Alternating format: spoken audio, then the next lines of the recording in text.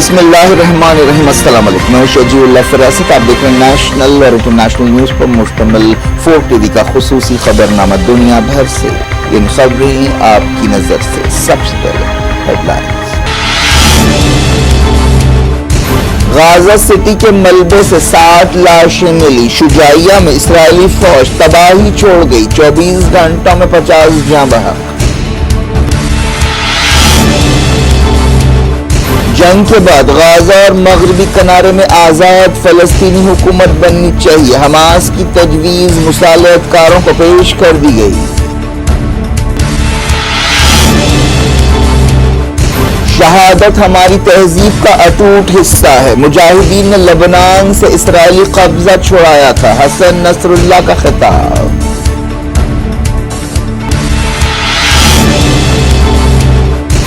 اسرائیل میں نتن یاہو کے خلاف جذبات بڑھے، فوجی تقریب کے دوران شرم شرم کے نعرے۔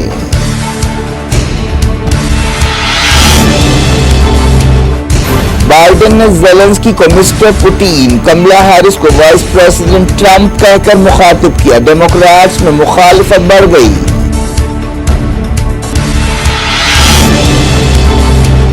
صدارتی دور سے باہر ہونے کے لیے بائیڈن پر دباؤ بڑھا، اوباما اور نینسی پیلوسی نے بھی صدر کی مخالفت کر دی۔ نیپال کے وزیر اعظم پرچندا ووٹ آف کانفیڈنس میں ہار گئے، کے پی شرما اولی نئے وزیر اعظم ہوں گے۔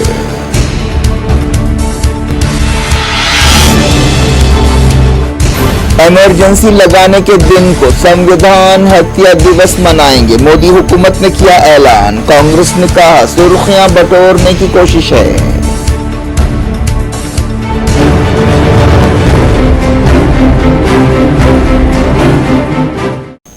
ہیڈ لائنز آپ نے دیکھی، اب خبروں کی تفصیل کی طرف آپ کو لیے چلتے ہیں۔ غازہ سٹی میں بعض مقامات سے ملبے سے 60 لاشیں ملی ہیں۔ حالیہ عرصے میں اسرائیلی فوج نے کئی مقامات پر آپریشن کیا ہے۔ شجاعیہ اور کئی جگہوں پر اسرائیلی فوج نے کارروائیاں کی۔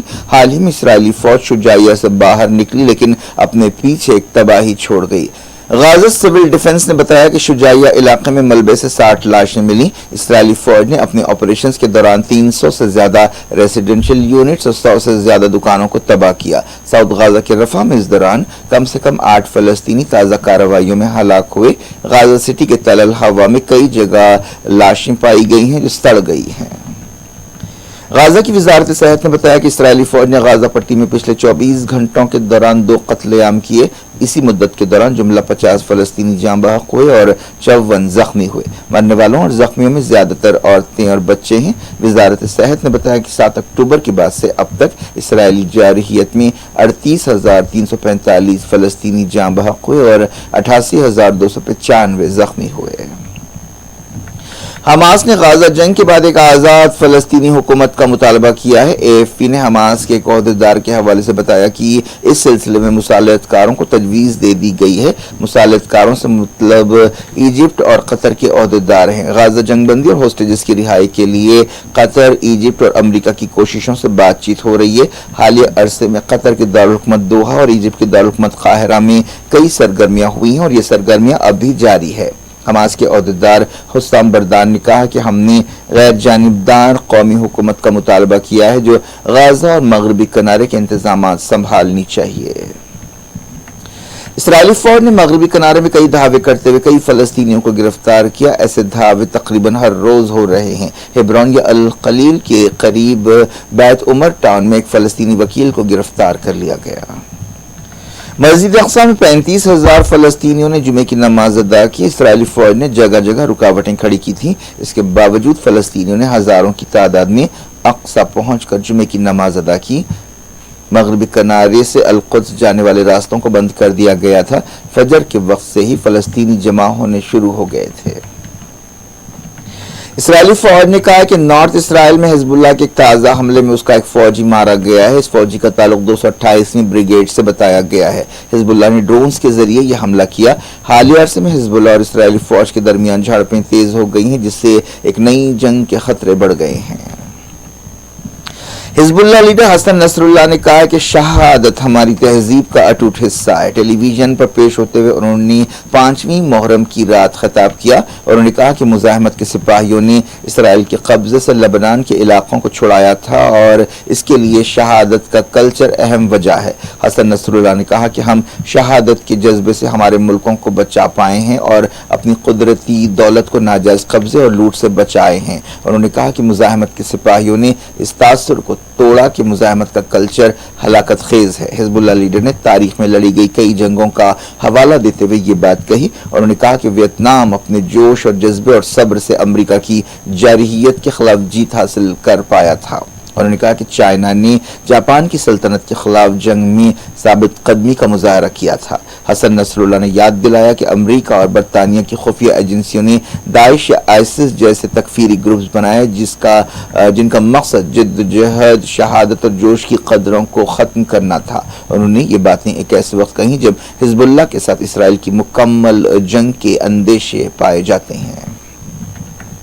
इसराइल के साबिक वज़ीर आज़म ने कहा है कि वज़ीर आज़म बेंजामिन नेतन्याहू हर एक के खिलाफ हर एक की जंग चाहते हैं। उन्होंने ये बात एक ऐसे वक्त कही जब इसराइल गाजा के तकरीबन तमाम इलाकों में ऑपरेशन कर रहा है, कई जगह लड़ाई हो रही है और अब नॉर्थ इसराइल में हिजबुल्लाह के साथ जंग के खतरे बढ़ गए हैं। साबिक इसराइली वज़ीर आज़म एहूद ओलमर्ट ने ये बात कही।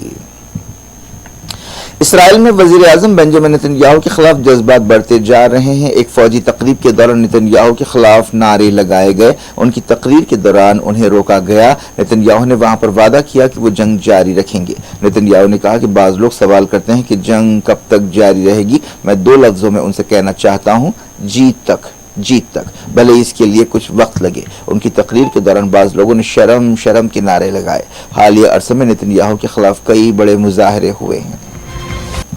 जारी इंटरनेशनल न्यूज़ के सिलसिले को अमेरिका से एक दिलचस्प खबर आई है। अमेरिका के सदारती इलेक्शंस में जो बाइडेन की उम्मीदवारी पर सवाल बढ़ते जा रहे हैं। नाटो समिट के मौके पर वाशिंगटन डीसी में एक प्रेस कॉन्फ्रेंस में बाइडेन ने कई गलतियां की, लड़खड़ा गए, जिससे उनके मुखालिफिन के मुंह फिर से खुलने लगे। अब बाइडेन पर काफ़ी दबाव है। इसके बावजूद बाइडेन ने कहा कि वह अब भी सदारती इलेक्शन लड़ने के लिए फिट हैं। डेमोक्रेटिक पार्टी के 3 अहम सियासतदान उन लोगों की लिस्ट में शामिल हो गए हैं जो मुतालबा कर रहे हैं कि बाइडेन सदारती दौर से बाहर हो जाएं।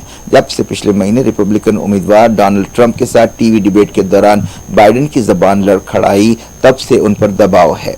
जुमेरात की रात 1 घंटे तक बाइडेन ने मीडिया के सवालों के जवाब दिए। उन्होंने अपनी नायब वाइस प्रेसिडेंट कमला हैरिस को वाइस प्रेसिडेंट ट्रंप कहकर मुखातिब किया। इससे पहले नाटो के प्रोग्राम में उन्होंने यूक्रेन के लीडर वोलोडिमिर ज़ेलेंस्की का तारुफ सदर पुतिन कहकर कराया। इन हालात से साफ जाहिर है कि बाइडेन की उम्मीदवारी खतरे में है और अगले कुछ दिनों में डेमोक्रेटिक पार्टी में उनके खिलाफ और आवाजें उठ सकती हैं।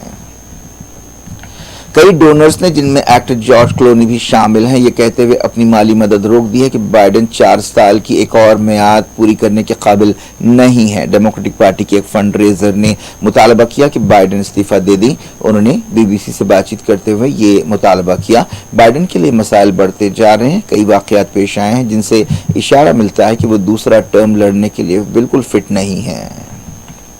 बाइडेन की प्रेस कॉन्फ्रेंस खत्म होने के फौरी बाद कनेक्टिकट के कांग्रेस रुकन जिम हिम्स ने बाइडेन के पब्लिक सर्विस रिकॉर्ड की तारीफ की, लेकिन उनसे कहा कि वो पीछे हट जाएं। इलिनॉय के कांग्रेस रुकन एरिक सॉर्सन ने भी सोशल मीडिया पर कहा कि बाइडेन ने 2020 में मुल्क को पार्टी से ऊपर रखने के नाम पर इलेक्शन लड़ा था। आज मैं उनसे दरख्वास्त करता हूं कि वो फिर से ऐसा करें। कैलिफोर्निया के कांग्रेस रुकन स्कॉट पीटर्स ने कहा कि बहुत कुछ दांव पर लगा हुआ है, हम हार रहे हैं।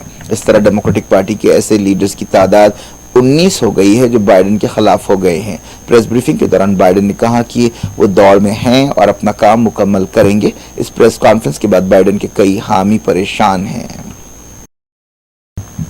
इस दौरान साबिक अमरीकी सदर बराक ओबामा और डेमोक्रेटिक पार्टी की एक और अहम लीडर नैन्सी पेलोसी ने निजी तौर पर यानी प्राइवेटली बाइडेन की उम्मीदवारी के ताल्लुक से तशवीश जाहिर किया है।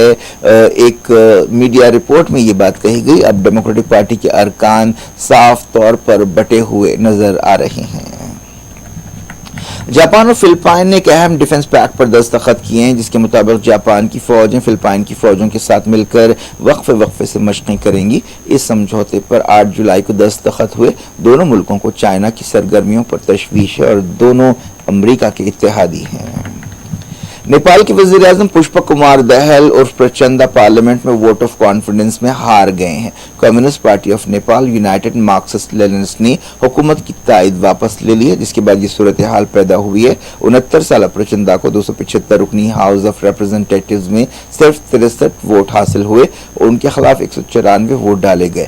اعتماد کا ووٹ جیتنے کے لیے کم سے کم 138 ووٹوں کی ضرورت تھی۔ 25 دسمبر 2024 کے بعد پرچندا 4 بار اعتماد کے ووٹ میں بچ پائے تھے۔ اب سابق وزیر اعظم کے پی شرما اولی نئے وزیر اعظم ہوں گے۔ نریندر مودی حکومت نے اعلان کیا ہے کہ ایمرجنسی لگانے کی یاد میں 25 جون کو سنویدھان ہتیا دیوس یعنی دستور کے قتل کا دن منایا جائے گا۔ اندرا گاندھی کی قیادت والی کانگریس حکومت نے 25 جون 1975 کو ملک میں ایمرجنسی لگائی تھی، جس کے دوران 2 سال تک شہریوں کے زیادہ تر حقوق سسپینڈ کر دیے گئے تھے۔ وزیر داخلہ امت شاہ نے کہا کہ 25 جون 1975 کو ایمرجنسی لگائی گئی تھی، جس کے بعد بڑے پیمانے پر حکومت نے طاقت کا غلط استعمال کیا اور ملک کے عوام پر زیادتیاں کی۔ اس سلسلے میں ایک نوٹیفیکیشن جاری کیا گیا۔ نوٹیفیکیشن میں کہا گیا کہ حکومت نے 25 جون کو سنویدھان ہتیا دیوس منانے کا فیصلہ کیا ہے تاکہ ان تمام لوگوں کو خراج عقیدت پیش کیا جا سکے جنہوں نے ایمرجنسی کے دوران اختیارات کے غلط استعمال کے خلاف لڑائی لڑی اور تکلیفیں اٹھائیں۔ نوٹیفیکیشن میں کہا گیا کہ لوگوں کو یاد دلانا چاہیے کہ وہ اس طرح کے اختیارات کے غلط استعمال کی تائید نہ کریں۔ امت شاہ نے کہا کہ وزیر اعظم نریندر مودی نے یہ فیصلہ کیا جس کا مقصد ان کروڑوں اور لاکھوں لوگوں کے جذبے کو سلام کرنا ہے جنہوں نے جمہوریت کی بحالی کے لیے لڑائی لڑی۔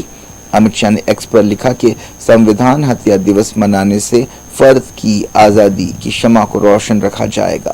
وزیر داخلہ نے یہ بھی الزام لگایا کہ سابق وزیر اعظم اندرا گاندھی ڈکٹیٹر ذہن کی تھی۔ وزیر اعظم مودی نے 25 جون کو کہا تھا کہ جن لوگوں نے ایمرجنسی لگائی انہیں دستور کے لیے محبت کے اظہار کا کوئی حق نہیں ہے۔ کانگریس جنرل سیکرٹری جے رام رمیش نے الزام لگایا کہ وزیر اعظم نریندر مودی نے دستور اور اس کے اصولوں، قدروں اور اداروں پر منظم حملے کیے ہیں۔ انہوں نے کہا کہ یہ سرخیاں بٹورنے کی ایک کوشش ہے۔ ایکس پر لکھتے ہوئے جے رام رمیش نے کہا کہ نان بایولوجیکل پرائم منسٹر نے 10 سال میں انڈکلیئرڈ ایمرجنسی لگائی ہے۔ 4 جون 2024 کو مودی کی فیصلہ کن شخصی، سیاسی اور اخلاقی ہار ہوئی ہے اور تاریخ میں یہ دن مودی مکتی دیوس کے طور پر منایا جائے گا۔ وزیر اعظم نریندر مودی نے خلیج بنگال کے علاقے کے ملکوں کے گروپ بمسٹیک کی میٹنگ سے خطاب کرتے ہوئے کہا کہ یہ گروپ معاشی اور سماجی ترقی کے لیے انجن کا کام کر سکتا ہے۔ بمسٹیک ملکوں کے فارن منسٹرز کی ایک کانفرنس دہلی میں ہوئی۔ اس موقع پر ان وزیروں نے وزیر اعظم نریندر مودی سے ملاقات کی۔ اس گروپ میں انڈیا کے علاوہ سری لنکا، بنگلہ دیش، میانمار، تھائی لینڈ، نیپال اور بھوٹان شامل ہے۔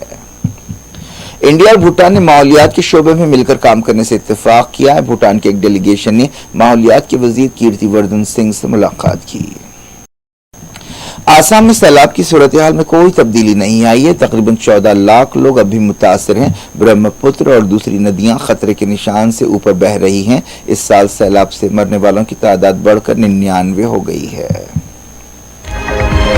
کیا کچھ ہو رہا ہے آپ کی دنیا میں؟ آخر میں ہیڈ لائنز دنیا بھر سے ایک بار پھر۔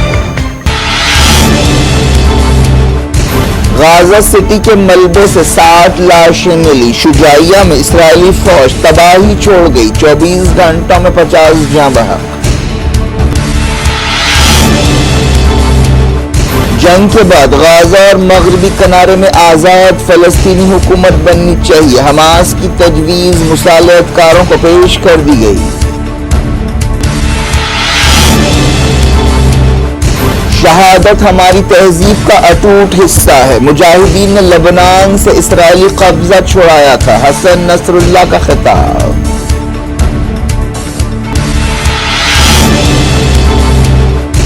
اسرائیل میں نتن یاہو کے خلاف جذبات بڑھے۔ فوجی تقریب کے دوران شرم شرم کے نعرے۔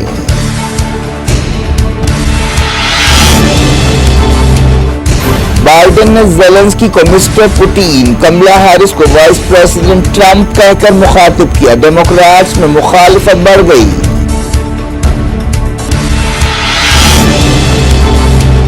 صدارتی دور سے باہر ہونے کے لیے بائیڈن پر دباؤ بڑھا، اوباما اور نینسی پیلوسی نے بھی صدر کی مخالفت کر دی۔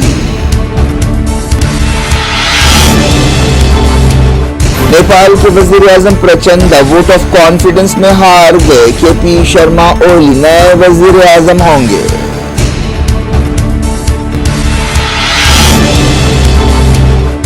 ایمرجنسی لگانے کے دن کو سنویدھان ہتیا دیوس منائیں گے، مودی حکومت نے کیا اعلان، کانگریس نے کہا سرخیاں بٹورنے کی کوشش ہے۔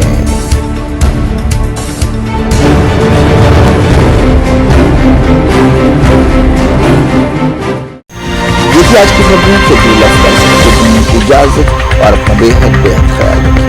اللہ حافظ۔